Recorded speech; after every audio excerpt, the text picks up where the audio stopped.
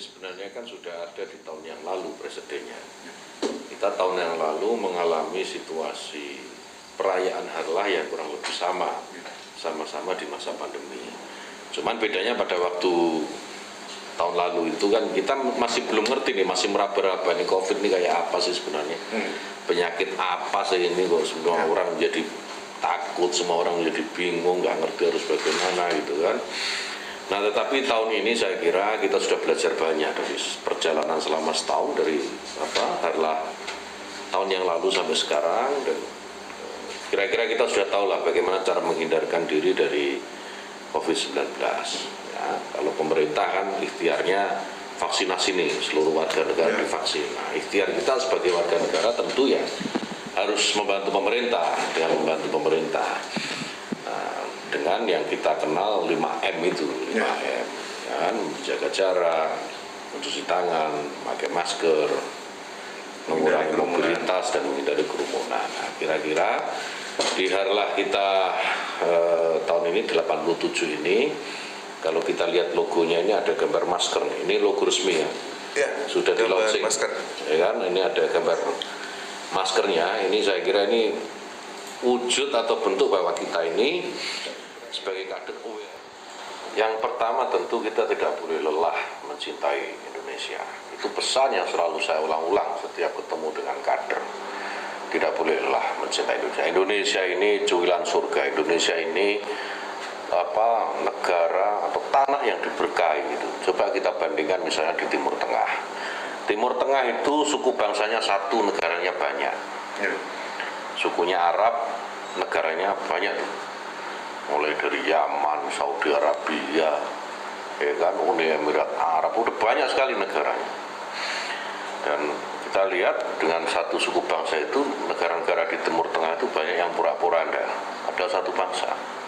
Indonesia ini bangsanya banyak, negaranya satu.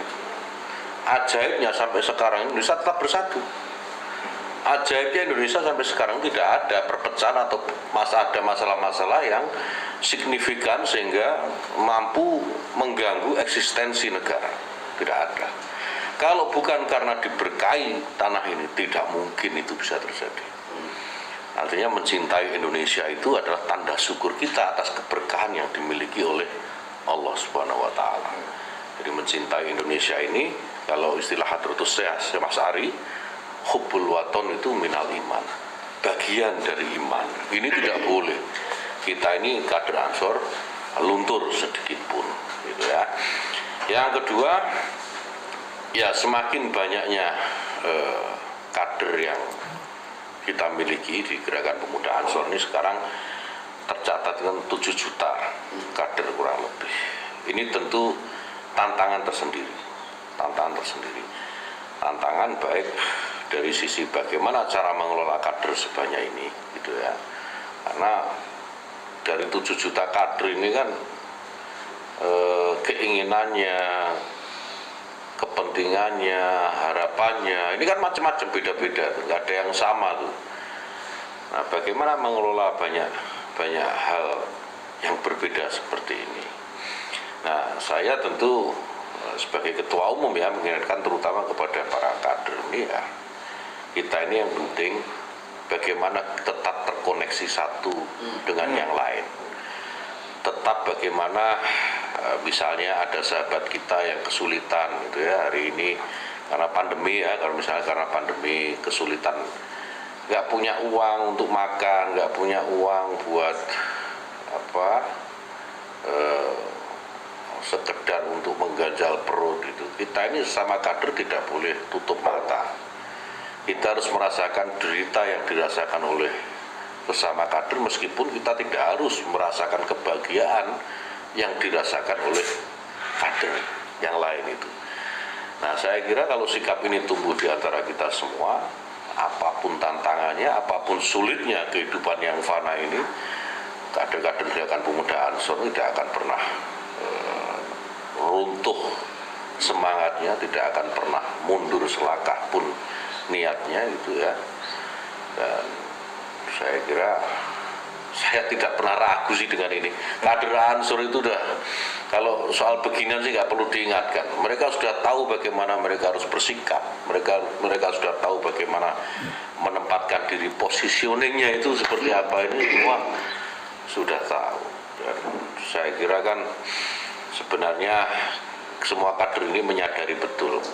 Saya, Andri Jo, dan seluruh kader yang ada di Indonesia dan yang ada di luar negeri ini kan semua dipersatukan dengan niat dan keinginan yang sama untuk sama-sama diakui sebagai satrinya Hadratus Syekh Hasyim Asy'ari.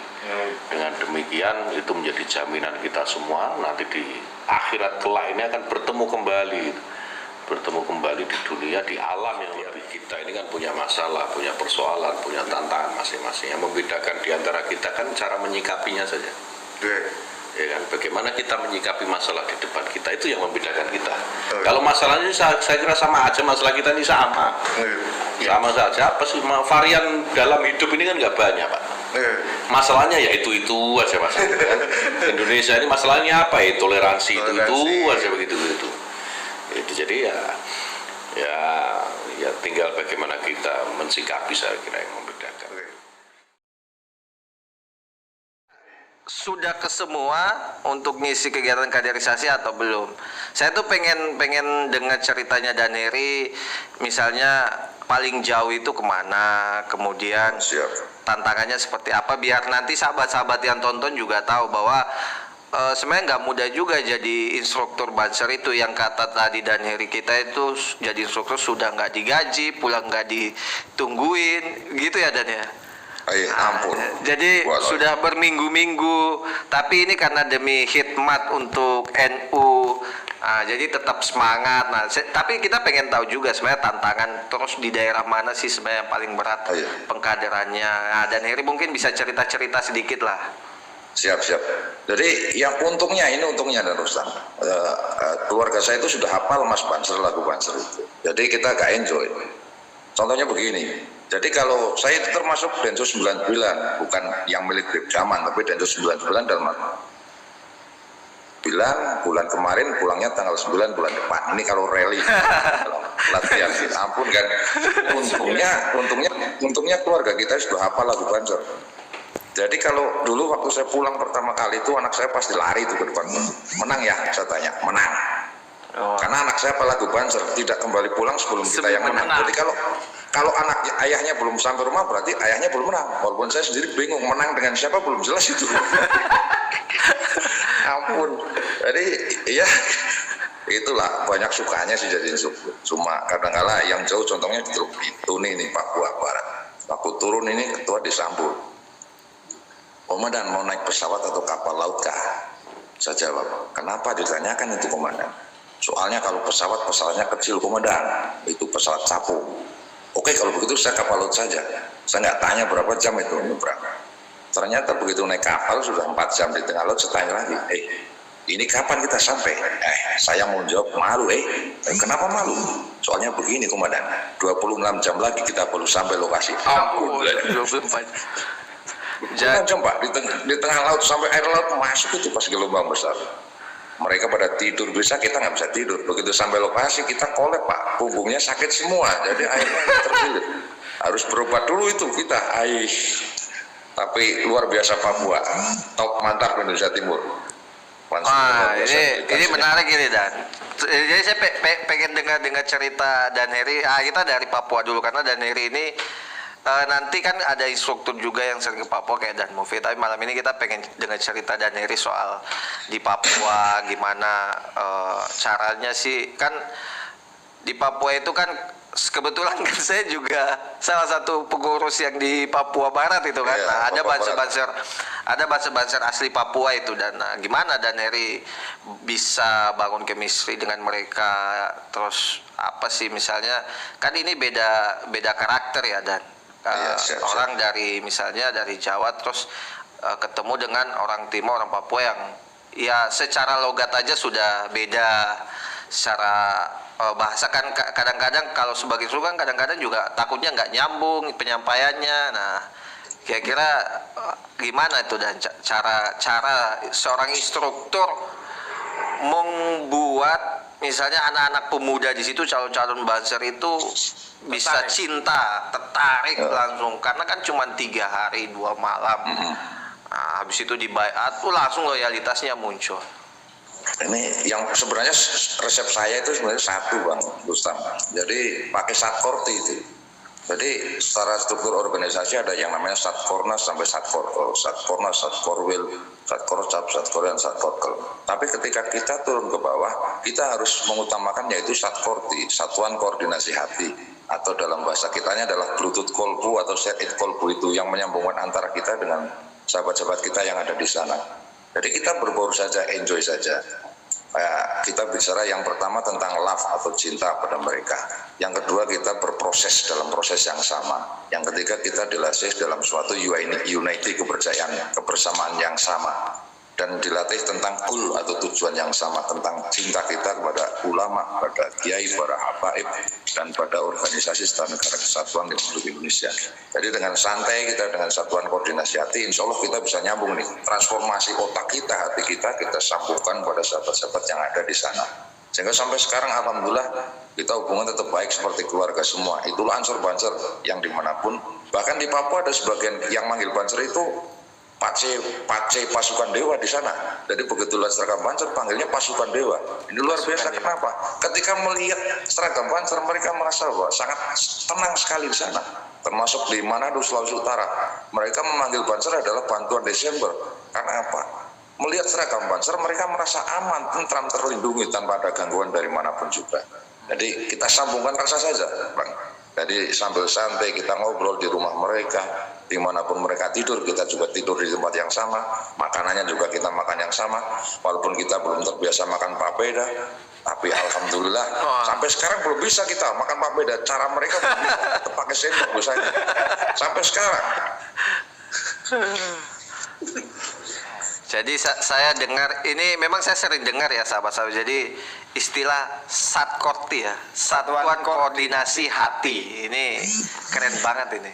Ini kalau di Banser, kalau di struktur organisasinya cuma sampai Satkorkel, tapi secara kader individunya itu harus sampai Satkorti ya. Ini betul, istilah yang memang keren ya. Saya yakin ya sahabat-sahabat Banser yang nonton ini juga pasti paham tentang bagaimana ketika Banser itu, misalnya saya tuh ngerasain sendiri ketika misalnya ke satu daerah kemudian ketemu dengan sahabat-sahabat Banser, kita hubungan kekeluargaan itu luar biasa banget itu, apalagi pasukan ya, kita bicara pasukan di bawah, apalagi sekelas Dan Heri yang sudah melanglang buana. Ya, melanglang buana ini 24 tahun. Kalau di Papua itu kan berarti paling timur. Kalau di barat berarti sudah sampai Aceh juga kan? Iya, sampai KD satu kali di sana. Memang karakternya beda-beda Bang Utang. Tapi kalau kita itu tadi menerapkan Satkorti dengan hati, insya Allah semuanya bisa nyambung lah. Dimanapun kita berada, insya Allah kita bisa nyambung. Ini ada pengalaman banyak sekali. Contohnya di Sulawesi Selatan ini kebetulan. Di sana bikin aturan yang antik tapi bisa efektif sekali itu dipakai di pasukan. Yang pertama, Banser tidak boleh memakai apapun yang berwarna pink. Ini entah korek api entah apa. Kalau ketahuan komandannya pasti disuruh push up itu. Bahkan dan Abbas Rauf ya. Iya, bahkan push up-nya sampai kadang lupa nama ini.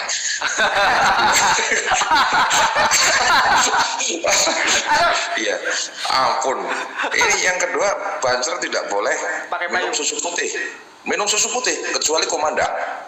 Oh, jadi tidak boleh minum susu putih ya? Yang pertama tadi itu termasuk komandan apa tidak itu? Kalau komandan, walaupun dia di bawahnya pasti push up itu siapapun. Ya. Terus yang kedua tidak boleh minum susu putih kecuali komandan. Itu alasannya katanya kelihatan manja. Yang ketiga, Banser tidak boleh sakit kecuali komandan. Jadi masuk angin nggak ada alasan untuk tidak berangkat tugas, ngaji dan sebagainya. Yang keempat, Banser tidak boleh memakai payung kalau tugas karena kelihatan manja. Sehingga ketika Suspelat kemarin saya tanya pada sahabat-sahabat, sahabat, ini besok insya Allah kita akan masuk surga bersama-sama komandan.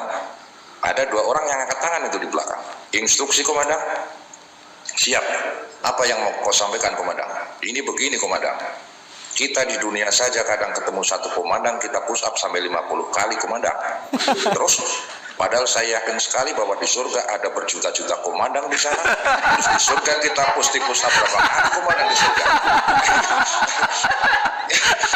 Ini Berarti resikonya jadi pasukan di bawah itu. Kalau saya ketemu komandan banyak juga, saya juga pusat juga ini. Marilah kita berlomba-lomba menjadi komandan di atas. ya, bukan dalam artian mereka membentuk karakter pasukan itu sampai sedemikian detailnya gitu lah. Dalam Ya. artian untuk menyambungkan rasanya itu. Jadi mereka berpolnya agak lebih enak sekali gitu. Jadi bukan karena kita instruksi aja enggak. Sehingga di Panzer itu kan ada lambang lulus di Klasar itu pakai wing itu yang warna kuning itu. Ya. Ya kan ada sayap bro. Itu Kayak gini ya? filosofinya, iya filosofinya itu kan bisa diartikan bahwa yang namanya sayap adalah keseimbangan, baik unggas yang bisa terbang maupun tidak bisa terbang. Jadi yang ke atas terbang ke atas itu namanya adalah koordinasi, terbang ke bawah namanya instruksi, terbang ke samping kanan dan kiri adalah koordinasi, komunikasi, dan silaturahim. Jadi kalau seorang Banser kok tidak pernah silaturahim, koordinasi, dan komunikasi, itu copot saja sayapnya, diganti tulisan yang besar, sayap-sayap yang patah. Kan begitu, Komandan. Betul. Ini menarik ini. Jadi mungkin ini yang nonton juga bukan hanya Banser ya. Jadi kalau kebiasaan sahabat-sahabat Ansor Banser itu kalau nggak panggil sahabat ya panggilnya komandan. Karena semua jadi komandan, bukan begitu ya Danheri ya? Semua menjadi komandan untuk dirinya sendiri ya. Walaupun namanya kan kepala Satuan Koordinasi Rayon, tapi manggilnya komandan. Masa kita panggil kep sama Allah? Allah kan dalam bahasa Banyumas tempat fosil kan jelek, Kak. jadi nggak cocok panggil Cap sama Allah. Oh, enggak Allah gitu kan kelihatannya malah kurang keren lah. Danheri, Siap. kan 24 tahun. Saya pengen tahu dong Danheri. Salamullah ala Tuhan